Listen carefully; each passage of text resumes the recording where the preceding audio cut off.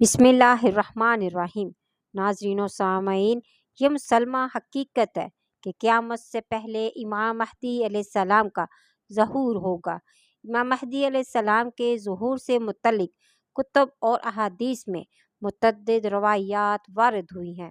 حضرت عبداللہ بن مسعود سے مروی ہے، آپ فرماتے ہیں کہ نبی کریم صلی اللہ علیہ وآلہ وسلم نے ارشاد فرمایا کہ دنیا اس وقت تک ختم نہیں ہوگی جب تک میرے اہل بیت میں سے ایک شخص عرب کا بادشاہ نہیں بن جائے جس کا نام میرے نام پر ہوگا اور اس کے والد کا نام میرے والد کے نام پر ہوگا، یعنی اس کا نام محمد بن عبداللہ ہوگا اور وہ حضرت فاطمہ الزہرا سلام اللہ کی نسل سے ہوگا۔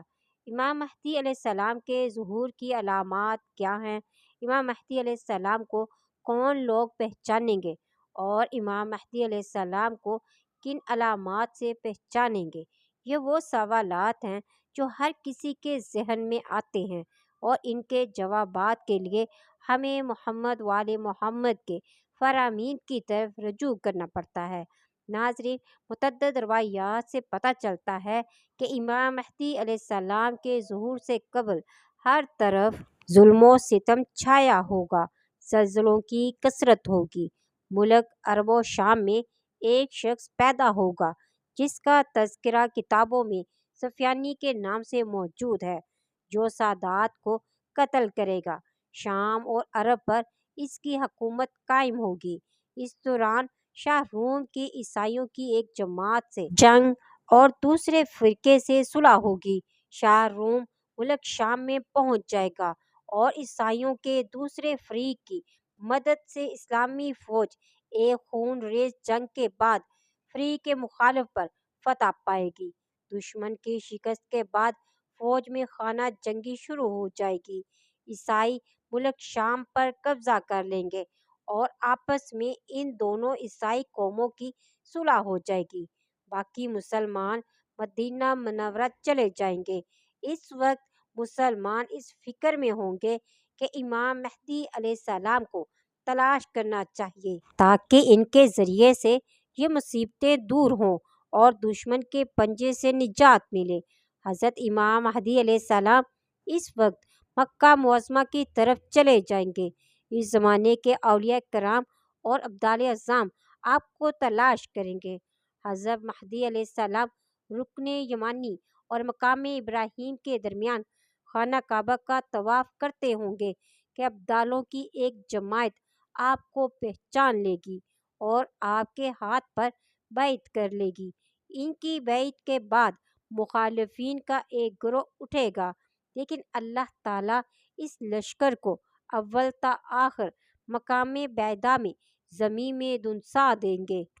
اس جماعت کو بعث الخصف کے نام سے تعبیر کیا جاتا ہے۔ جب یہ ماجرا شام کے ابدال اور عراق کی منتخب جماعتیں دیکھیں گی تو وہ بھی ان کے ہاتھ پر بیعت کریں گی۔ پھر ایک قریشی شخص اٹھے گا جس کا ننہال قبیلہ کلب ہوگا۔ یہ قریشی شخص ان بیعت کرنے والوں کے خلاف ایک لشکر بھیجے گا، لیکن اللہ کی مدد سے یہ لشکر بھی مغلوب ہو جائے گا۔ اس جماعت کو بعث کلب کے نام سے تعبیر کیا جاتا ہے۔ مزید یہ کہ امام مہدی علیہ السلام کے ظہور سے قبل چاند اور سورج کو گرہن لگ چکا ہوگا اور بیعت کے وقت یہ آواز آئے گی، ھذا خلیفۃ اللہ المہدی فاستمعوا اللہ وآطیعوا۔ اس آواز کو اس جگہ کے تمام خاص و عام سن لیں گے۔ خلافت کے مشہور ہونے پر مدینہ کی فوجیں آپ کے پاس مکہ معظمہ چلی آئیں گی۔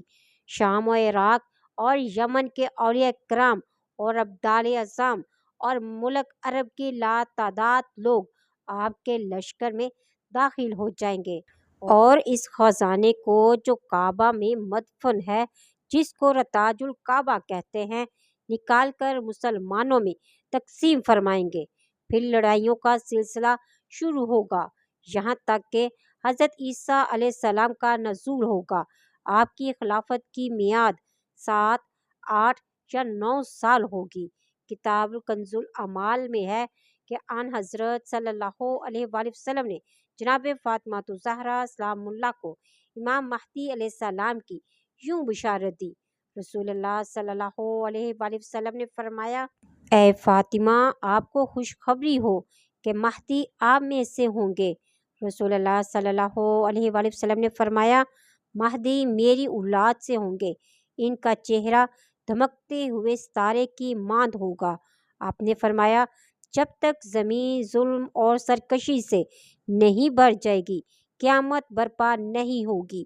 پھر میری اطاعت سے ایک شخص ظہور فرمائے گا جو زمین کو عدل و انصاف سے بھر دے گا، جس طرح کہ وہ اس سے پہلے ظلم اور سرکشی سے بھر چکی ہوگی۔ اس کے بعد قیامت آئے گی۔ رسول اللہ صلی اللہ علیہ وآلہ وسلم نے فرمایا، میری اہل بیت میں سے ایک شخص حکومت کرے گا جو میرا ہم نام ہوگا۔ اگر زندگانی دنیا کا صرف ایک ہی دن باقی رہ جائے گا تو خداوند عالم اسے اس قدر طولانی کر دے گا کہ وہ حکومت کرے گا۔ جب حضرت مہدی علیہ السلام ظہور فرمائیں گے تو خانہ کعبہ کی دیوار سے ٹیک لگائے ہوں گے اور ان کے پاس 313 مرد جمع ہوں گے جو سب سے پہلے کلمہ منہ سے یہ نکالیں گے، بقیت اللہ خیر لکم ان کنتم مومنین، اگر تم مومن ہو تو بقیت اللہ تمہارے لیے سب سے بہتر ہے۔ پھر کہیں گے، میں بقیت اللہ ہوں، میں خدا کی حجت ہوں اور تم پر اس کا خلیفہ ہوں۔ بس جو شخص بھی ان پر سلام کرے گا یوں کہے گا، السلام علیکہ یا بقیت اللہ فی ارضہ، اے خدا کی زمین میں بقیت اللہ، ہمارا آپ پر سلام ہو۔ ناظرین، مومنین کو چاہیے کہ وہ آپ کے ظہور کے لیے کثرت سے دعا کریں۔ اللہ تعالی ہم سب کو امام مہدی علیہ السلام کے ناصرین میں شامل ہونے کی توفیق عطا کرے، آمین یا رب العالمین۔ ناظرین، ویڈیو اچھی لگی تو لائک اور شیئر ضرور کریں۔ ملتے ہیں نیکسٹ ویڈیو میں، فی امان اللہ۔